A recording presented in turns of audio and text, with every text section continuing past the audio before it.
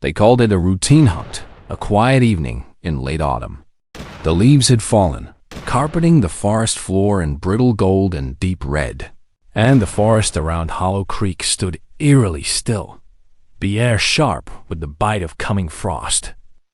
The dying sunlight filtering through skeletal branches like blood through broken glass. Local hunters whispered about the place, warning that no one should track wild boars there after sunset, and the old men at the tavern leaned closer to the fire when they spoke, lowering their voices as though afraid the trees might hear, telling stories of hunters who had gone in and never come back, of beasts that did not die, of voices that followed men out of the woods long after they escaped.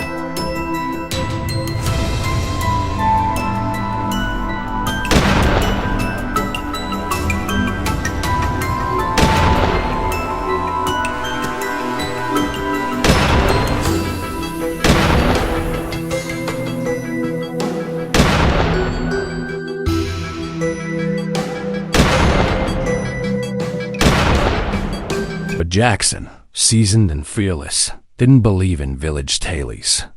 He had hunted across 3 states, faced down wolves, bears, even a charging bull moose once, and with scars on his arms and a reputation as the man who never missed his shot. He wasn't about to let some fireside rumor keep him from bagging the biggest boar in the county. Armed with his trusted rifle and a flask of whiskey, he entered the woods at dusk, his boots cracking against frozen twigs, his breath fogging in the cooling air. And for the first few hours, everything felt normal as he tracked the signs like. He always did hoofprints in the mud, broken branches, distant grunts echoing through the trees. Until he saw it, a massive boar standing in the clearing, its thick hide scarred like old leather, crisscrossed with marks that looked less like wounds and more like ancient carvings. One eye milky white, the other burning with a faint red glow. That pulsed in rhythm with Jackson's own heartbeat, its tusks curling like ivory sides, stained dark as though dipped in blood.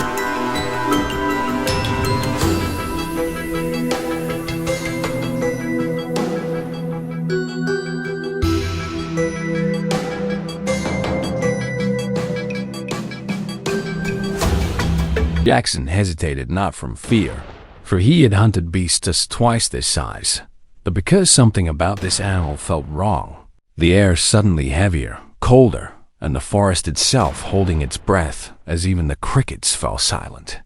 He raised his gun, aimed carefully, and fired. The shot echoed like thunder. The boar staggered, a bloom of blood spilling down its flank, but it did not fall. Jackson fired again and again, each bullet tearing into the beast's hide, but still it stood firm, each wound leaking yet never weakening, its body carved from nightmare, unyielding, unbroken. The boar stared back, unblinking, as if mocking him, and then the whispers began faint at first, like wind through dry leaves, but with every breath clearer, voices not his own slithering across his skin. Leave before it's too late.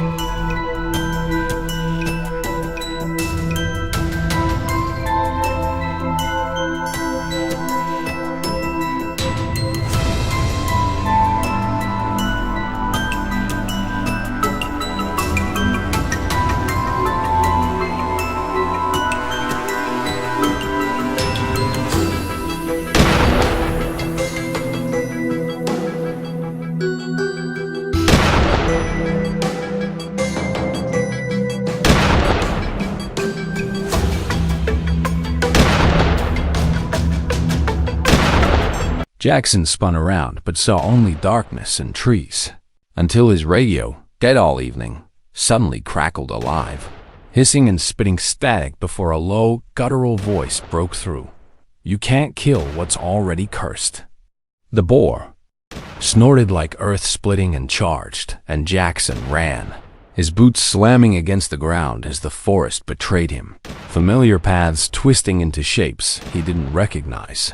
Trees shifting when he wasn't looking, trunks leaning, branches knitting into walls. The deeper he ran, the louder the whispers became, chanting his name, laughing, promising he would never leave, until his flashlight flickered, sputtered, and died, leaving him swallowed in darkness. Gasping, he stumbled until his hand brushed something strange, a torn hunting jacket, rotten and moss-covered, and around him lay fragments of the past. Rusted rifles, broken knives, boots with bones still inside, scattered like offerings at the foot of some unseen god.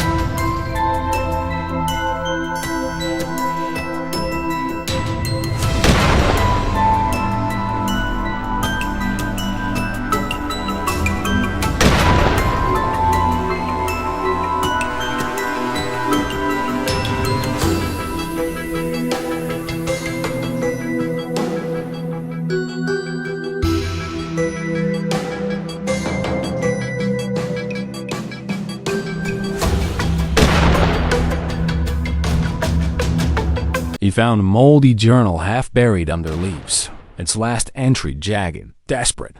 It watches. It never dies. "We are trapped."